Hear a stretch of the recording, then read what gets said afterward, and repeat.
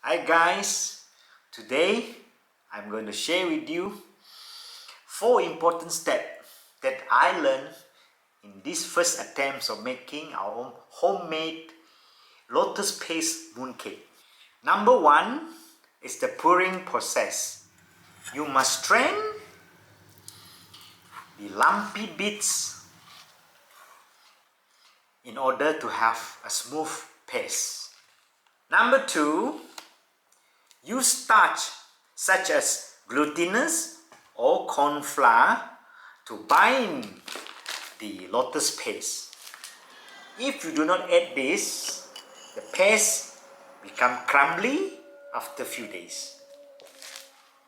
Number 3, the baking process.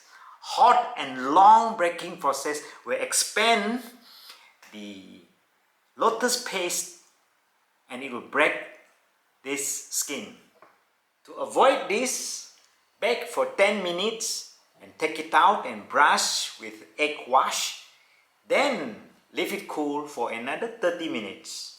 After that, bake for another 10 minutes until it turns brown, like this.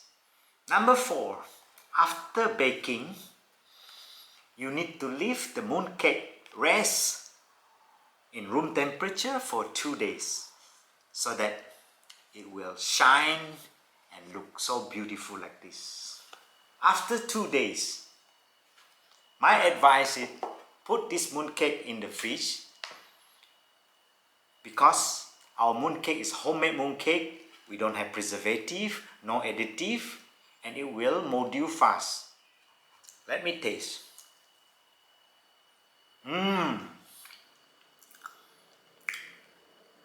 It tastes exactly the same as those commercial selling. The only difference is the texture, it's slightly different, and the sweetness, fantastic, because homemade we put less sugar. So good, you should try it. Leave your comments and share and subscribe.